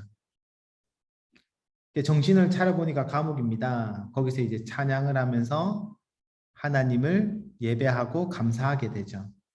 옥문이 열리고 이제 원래라면 죄수들이 다 이제 도망을 쳐야 되거든요. 근데 거기 남아 있죠. 남아 있으면서 29절에 간수가 등불을 달라고 하며 뛰어 들어가 무서워 떨며 바울과 실라 앞에 엎드리고 내가 어떻게 하여야 구원을 받으리까 물어보죠. 이르되 주 예수를 믿으라 그리하면 너와 내 집이 구원을 받으리라. 그러면서 여러분 빌립보 교회가 세워졌습니다. 자, 빌립보 교회에 성도들이 이제 세워지게 된 거지. 이 고난을 겪으면서 처음에 누구였습니까? 처음에는 제가 읽진 않았지만 14절에 보시면 루디아라는 옷장사 하는 이제 부자 집에서 아마 모였을 겁니다. 루디아라는 그 여인과 함께 더불어서 간수 가족들이 첫 멤버가 된 거죠. 교회 멤버. 네. 그렇게 해서 여러분 원래는 회당에 들어가서 복음을 전하고 관심이 많았던 이방인들이 예수님을 주로 믿었는데 이 빌립보 도시는 회당이 없었기 때문에 하나님께서 어떻게 교회를 세우셨냐면은 루디아의 집에서 간수 가족들이 모이는 것으로 빌립보 교회가 시작했을 겁니다. 자, 교회가 세워졌어요. 근데 유대인들에 의해서 세워진 교회다. 모임이다. 그러면 핍박받을 가능성이 크겠죠. 그래서 어떻게 합니까? 바울이 37절에 로마 사람인 우리를 죄도 정하지 않고 공중 앞에서 때리고 옥에 가두었느냐 이러면서 여러분 이게 좀 이상합니다. 그렇죠? 여러분 이 채찍이 그냥 채찍이 아니라 했잖아요. 이 채찍은 여러분 몇 대만 맞아도 등이 너덜너덜해지는 굉장히 이 로마 시대 채찍은 무서운 채찍이죠. 그럼 어떻게 해야 됩니까, 여러분? 채찍 맞기 전에 어떻게 해야 돼요? 저 같으면 막 때리기 전에 저 로마 사람인데 이렇게 때려도 됩니까? 이렇게 얘기할 거예요. 그렇죠? 근데 바울은 다 맞고 난 다음에 나중에 얘기해요. 왜 얘기했을까요? 안 맞으려고 얘기한 게 아니라 누구를 보호하기 위해서 얘기한 겁니까? 빌립보 교회를 보호하기 위해서 바울이 의도적으로 자기가 로마 시민권자라는 것을 말하고 있는 것을 볼 수가 있습니다. 38절에 부하들이 이 말을 상관들에게 보고하니 그들이 로마 사람이라 하는 말을 듣고 두려워하는 거죠. 그러니까 이 교회를 함부로 건드릴 수 없게 되는 거죠. 왜냐하면 자기들의 잘못이 있기 때문에. 왜냐하면 여러분 로마 시민권자들은 상소할 수 있어요. 상소. 예. 그 위에 있는 계급에 있는 사람들에게 상소할 수 있었고 심지어 황제에게까지 상소할 수 있었거든요. 그러니까 이제 이 사람들이 자기들의 잘못인 것을 이제 잘못 행한 것을 알고 있죠. 그러니까 이들에 의해서 세워진 교회를 함부로 건드릴 수 없게 되겠죠. 자, 40절에 보세요. 두 사람이 옥에서 나와 누구의 집에 갑니까? 루디아의 집으로 들어가서 형제들을 만나보고 위로하고 가니라. 네, 교회가 세워진 거죠. 루디아의 집에 모여서 빌립보 교회가 세워진 것을 우리가 알 수가 있습니다. 자, 이렇게 해서 빌립보 교회가 세워지게 됩니다. 성경을 우리가 그냥 보면은 뭐 바울이 뭐 선교한 게 비슷해 보이지만 사실 굉장히 좀 차이점이 있어요. 이 빌립보 도시는 차이점이 있고 독특한 특징들이 있습니다. 자, 여기가 빌립보 감옥으로 추정하는 장소입니다. 네, 이렇게 산에다가 이렇게 돌로 해서 만들어진 감옥이죠. 그래서 이런 감옥들이 지금도 남아 있습니다. 자, 이 빌립보에서 나온 이제 바울 일행은 이제 데살로니가로 갑니다. 데살로니가. 자, 17장 1절 보세요. 17장 1절 보시면은 네아폴리로 이제 내려서 빌립보에 가서 이 길입니다. 길. 암비볼리 그리고 아볼로니아를 다녀가서 어디로 갑니까? 데살로니가를 지나갔다. 그러니까 지금으로 치면 약간 그런 거예요. 부산에서 출발해서 대구 찍고 대전 찍고 서울로 갔다. 이런 표현인 거죠. 그러니까 이 지명을 알고 있는 사람들은 아, 바울이 이 길을 따라서 갔구나라는 것을 알 수가 있습니다. 그렇죠? 자, 그런데 이 길이 여러분 굉장히 유명한 길이에요. 이 길이 로마로 이탈리아로 들어가는 굉장히 고대에서부터 있었던 굉장히 유명한 에그나티아라는 길입니다. 자, 아까 전에 네아폴리로 들어갔죠. 네아폴리스로 들어가서 빌립보 지역으로 가게 되죠. 빌립보 지역으로 가서 암비볼리를 지나서 데살로니가로 갔다. 이게 여러분 고속도로를 타고 간 거예요. 고속도로를. 지금으로 치면은. 예, 바울이 이 길을 따라서 잘 갔다. 이 길을 계속 따라가면 어디로 가냐면은 이탈리아까지 바로 들어가게 되는 그런 길입니다. 예. 지금도 이 길에 흔적이 남아 있어요, 여러분. 마차가 2대 정도 지나갈 수 있는 굉장히 잘 닦인 길이 당시에 이제 있었습니다. 자, 이런 길 지금도 남아 있어요. 그래서 이 길을 따라서 여행할 수 있도록 로마가 굉장히 길을 잘 닦아 놓았다라는 것을 알 수 있습니다. 바울이 이 길을 따라서 이제 선교를 하게 된 거죠. 그리고 드디어 데살로니가로 들어가게 됩니다. 자, 이 데살로니가는 이 마게도냐의 수도였어요. 수도. 20만 명 이상이 거주했던 굉장히 큰 도시였습니다. 당연히 뭐도 있었죠? 17장 1절 보시면 유대인의 회당이 있는지라 당연히 있죠. 네, 여기는 사람들이 많이 살았기 때문에 유대인의 회당이 있었습니다. 자, 그래서 2절 보시면은 바울이 자기의 관례대로 그들에게 들어가서 성경을 강론하였다라고 돼 있죠. 관례대로. 무슨 말입니까? 바울이 선교할 때 항상 이렇게 선교했다는 거예요. 회당에 들어가서 말씀을 전하고 그 관례대로 선교했다. 근데 빌립보는 좀 달랐죠. 이런 관례대로 할 수 없었죠. 왜냐하면은 회당이 없었기 때문에. 하지만 회당이 있는 곳에는 바울이 회당에 먼저 들어가서 그 관례대로 성경을 가르쳤습니다. 자, 3절 보시면은 뜻을 풀어서 이제 가르친 거죠. 새 안식일에 그러니까 3주 동안 가르친 거예요. 갈라디아 교회 3주 동안 가르치게 됩니다. 그래서 많은 사람들이 예수님을 믿었어요. 4절 보시면 그 중에 어떤 사람 곧 경건한 헬라인의 큰 무리가 그리고 기부인들도 바울과 실라를 따랐다라고 기록을 하고 있습니다. 자, 그런데 5절 보세요. 유대인들이 시기하여 어떤 불량한 사람을 데리고 이제 막 이제 핍박하는 거죠. 이게 일반적인 경우입니다, 여러분. 일반적인 경우. 일반적인 경우 유대인들이 핍박하는 거예요. 왜냐하면 회당에서 복음을 처음 전했기 때문에 유대인들이 핍박하고 그래서 여러분 3주 만에 도망치게 됩니다. 야밤 도주를 하게 되는 거죠. 10절에 밤에 형제들이 곧 바울과 실라를 베레아로 보내었다. 가고 싶지 않았는데 나중에 여러분 데살로니가 전후서를 읽어보면은 이 가고 싶지 않았는데 어쩔 수 없이 가게 되었다는 거죠. 그래서 밤에 몰래 빠져나가게 된 거예요. 10절 말씀에 보면은 그래서 이제 베레아로 가게 됩니다. 이게 여러분 데살로니가 전후서를 쓰게 된 배경이 되는 거예요. 바울이 한 달도 채 있지 않았거든요. 데살로니가에. 그러니까 데살로니가 교회 성도들이 질문이 많을까요? 적을까요? 많죠. 대표적으로 종말론 같은 거. 그러면 죽으면 어떻게 되나요? 죽으면은 예수님이 다시 오실 거라 했는데 죽으면 어떡합니까? 왜냐하면 그 사이에 죽었던 성도들이 있었던 것 같아요.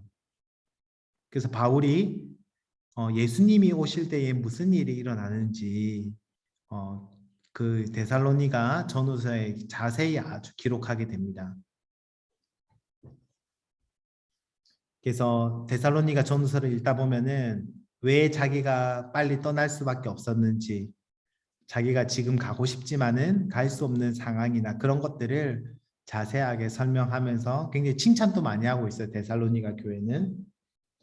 자, 짧은 시간에 세워졌지만 굉장히 모범적인 교회가 바로 이 데살로니가 교회였습니다. 자, 제가 데살로니가 여기 전서 한번 읽어드리도록 하겠습니다. 이런 배경에서 한번 보십시오. 너희가 1장 7절인데요. 데살로니가 전서 1장 7절. 1장 1절부터 보시면은 바울과 실루아노는 신라거든요. 바울과 실루아노와 디모데는 하나님 아버지와 주 예수 그리스도 안에서 편지하고 있다. 선교 여행 갔던 사람들 같이 이름 적고 있는 거 알 수 있겠죠? 그다음 7절 보시면은 너희가 마게도냐와 아가야에 있는 모든 믿는 자들의 본이 되었다. 이거 엄청난 칭찬입니다. 왜냐하면 데살로니가 교회는 지금 세워진 지 몇 달 안 됐어요. 그럼에도 불구하고 바울에게 들려오는 소식이 아름다운 소식, 정말 말씀대로 살려고 하는 그런 이야기들이 들려오고 있다. 너무 감사한다. 그런 표현들을 이제 바울이 적고 있는 것을 알 수가 있습니다. 자, 하지만 이제 이 데살로니가를 떠나서 급하게 어디로 이제 떠나게 되냐면은 베레아라는 도시로 이제 떠나게 됩니다. 베레아라는 도시로 이제 떠나게 되는데 여기 보시면은 데살로니가에서 베레아까지 별로 멀진 않죠. 예, 급하게 이제 밤에 떠나오게 됩니다. 베레아라는 곳으로. 자, 이 베레아는 자, 한번 사도행전 베레아는 여러분 성경도 많이 성경 설교 때도 많이 들어봤을 텐데 11절에 17장 11절에 베레아에 있는 사람들은 말씀을 받고 이것이 그러한가 하여 날마다 성경을 상고하니라. 날마다 성경, 바울이 이야기한 성경을 그냥 듣고 끝내는 것이 아니라 정말 이 말씀이 맞는지 질문하면서 계속해서 말씀을 생각한 거죠. 그러면서 이 베레아에도 믿는 자들이 적지 않았다라고 성경은 기록하고 있습니다. 자, 그런데 13절에 보세요. 데살로니가에 있는 유대인들은 바울이 하나님의 말씀을 베레아에서도 전하는 줄을 알고 거기까지 찾아옵니다. 여러분, 이 데살로니가 유대인들이 굉장히 열정적이었어요. 그래서 바울이 데살로니가를 떠난 걸 알고 어디로 갔나? 왜냐하면 길이 연결돼 있으니까 베레아로 갔구나 이 인간들이 그러면서 베레아까지 찾아옵니다. 그리고는 이 사람 말 믿으면 안 된다라고 하면서 바울을 핍박한 것을 알 수가 있어요. 그래서 어떻게 합니까? 14절에 형제들이 바울을 내보내어 바다까지 가게 하되 실라와 디모데는 아직 거기 머무니라. 그러니까 여러분 베레아에서 더 이상 있을 수가 없는 거예요. 핍박이 심해가지고. 그래서 바울만 배를 타고 먼저 보내게 됩니다. 나머지 실라와 디모데는 어떻게 하죠? 여기 남아서 계속해서 복음을 전하는 거죠. 베레아에 남아서. 그래서 여기는 여러분 바울만 혼자 이제 떠난 거예요. 아테네는. 네, 아덴은 성경이 이제 아테네인데 아테네는 이제 바울 혼자 이제 간 것입니다.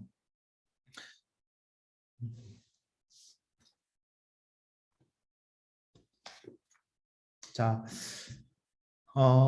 오늘은 여기까지 저희가 살펴보도록 하겠습니다. 여러분 이제 1차 선교 여행, 지금 이제 2차 선교 여행, 유럽 선교 여행을 살펴보고 있는데요. 지금쯤이면 이제 좀 머리가 좀 헷갈리신 법도 해요. 이게 도대체 어디로 간 건가 이런 이제 생각이 들 수도 있는데요. 너무나 당연한 겁니다. 저도 한번 뭐 공부해서 이게 너무 헷갈리더라고요. 그래서 계속해서 우리가 살펴보고 중요한 거는 이걸 기억하면 좋을 것 같아요. 1차는 어디 선교를 했다고요? 갈라디아, 아시아에 있는 갈라디아 지역을 선교했다. 2차 선교 여행은 드디어 유럽으로 넘어갔다. 이거를 뭐 다른 것 다 뭐 기억하긴 힘들 거고요.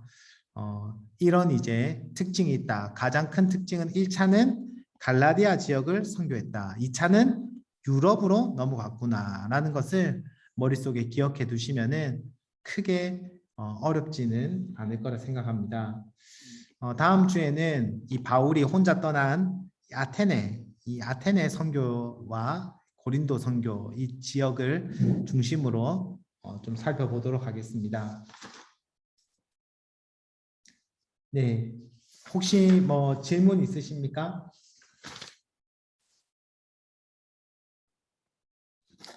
네, 혹시 있으시면 마치고 질문해 주시면 될 것 같고요. 한 가지 공지사항이 있는데요. 저희 그 11월 21일 날, 22일 날, 25일 날 신약 말씀의 삶 교육자 수련회가 있어서 그날은 좀 휴강을 해야 될 것 같습니다. 이해해 주시고요. 그날만 한 주 미뤄서 그렇게 할 수 있도록 하겠습니다. 저희들이 가야 할 길이 먼데 다음 주에 또 이어서 하도록 하겠습니다. 여러분 선교 여행은 사실 그 지명이 익숙하지 않기 때문에 조금 어려울 수가 있는데요. 그래도 여러분들 잘 또 따라오고 계신 거 맞죠? 그래서 같이 또 살펴보면은 또 재밌게 또 성경을 이해하고 또 우리가 선교 여행을 살펴보면서 성경도 같이 언제 쓰여진 성경인지를 보고 있으니까 그걸 토대로 또 성경을 더 잘 이해할 수 있을 거라 생각합니다. 궁금한 거 있으시면 언제든지 질문을 하시고요. 그렇게 해주시면 감사하겠습니다. 제가 기도하고 마치도록 하겠습니다. 하나님 아버지, 복음을 향한 바울과 그 동력자들의 열정을 보게 됩니다. 하지만 그 무엇보다도 하나님의 그 열방을 향하신 하나님의 열정과 하나님의 사랑을 또한 우리가 기억하며 바라보게 됩니다. 누구보다 복음을 전하시고 또 복음을 듣기를 그래서 하나님의 자녀가 되기를 누구보다 원하시는 그 하나님의 마음을 알아서 우리도 나만을 위해서 사는 것이 아니라 하나님의 나라와 그 의를 위하여서 내 삶을 드리고 내 시간을 드리고 내 전부를 주님께 드릴 수 있는 삶을 조금이라도 살아갈 수 있도록 주님 인도하여 주옵소서. 예수님의 이름으로 기도드립니다. 아멘. 네, 여러분 수고하셨습니다. 수고하셨습니다.